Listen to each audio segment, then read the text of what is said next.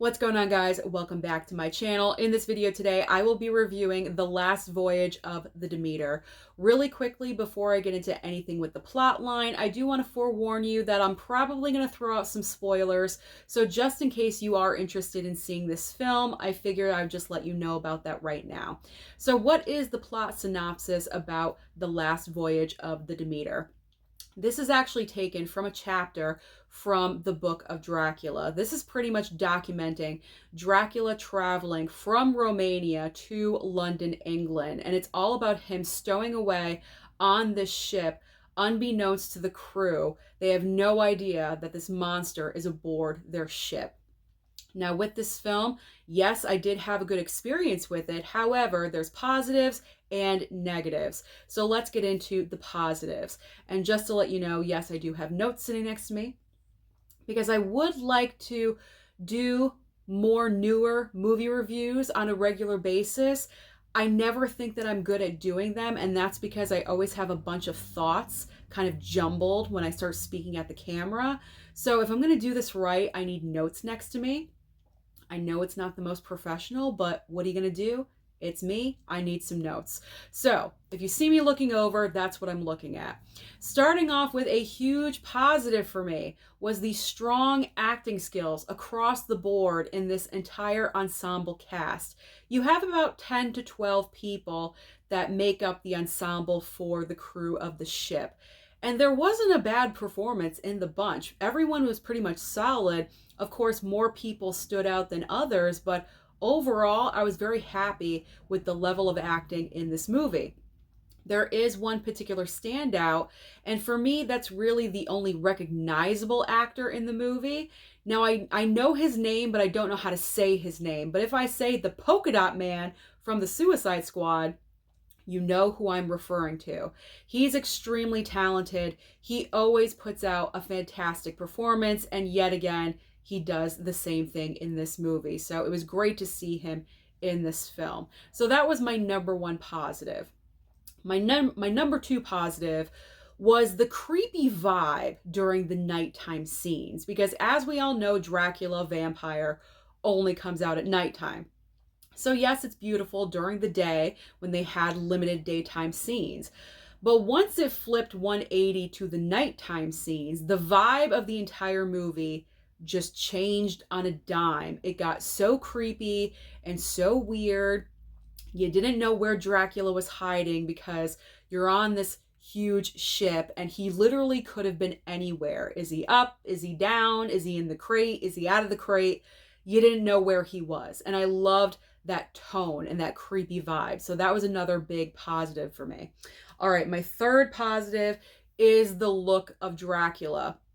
We've had so many different interpretations of this iconic horror monster. There's been so many different movies with different looks of Dracula.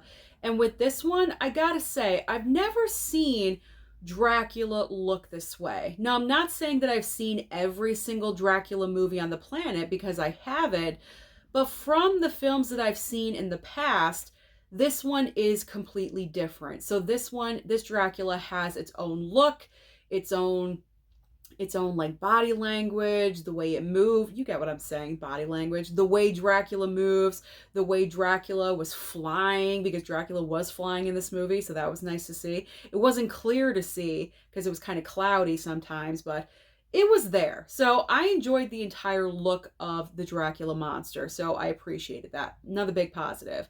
And my final positive is gonna sound weird, but let me explain it. So there is one child in this film. I think it's the son of the captain. It's some kind of relation to the captain. So there is emotion in this movie with that relationship right there. So unfortunately, something bad happens to the child. Something bad happens to the child. And usually when it comes to bad things happening to children in movies, we kind of tend to shy away from that. And it's understandable. You don't want to show violence towards children or death or anything major happening towards children or anything bad, because it's just not a good thing to do. However, when you're in a horror movie, That's just being realistic, because bad things can happen at any time. And when you have Dracula, taking out one by one people on a ship, it's probably going to target the child as well. I mean, it'd be pretty corny if everyone else perished and only this one child survived at the very end. So there is one point in the movie where something bad happens to the child. They do address that fact. It's not overly gory and graphic, but you see stuff. You see enough. And I do commend them for doing that because, again, it's realistic. It's not like this really happened, but you know what I'm saying. It would be realistic for a child to succumb and be a victim. So I'm happy that they didn't shy away from that. They really embraced that, and they kind of like just ran with it. If you are a fan of horror, you know what I'm talking about. There's been a lot of cases where children are kind of off limits, and in this movie, not so much. So I appreciated it. So those were my major positives of the movie. With every positive, there's also a negative. I do have less negatives, but regardless, they are there. So the biggest negative for me is that the plot line of this movie is extremely repetitive, because pretty much you have the same thing happening over and over and over and over again. And because of that, the movie just seems so much longer than it really is. There were a couple of times where I kind of caught myself closing my eyes just a little bit, and I had to wake up because I knew Dracula was going to hit right at that moment, and I didn't want to miss it. It does kind of run a little bit slow.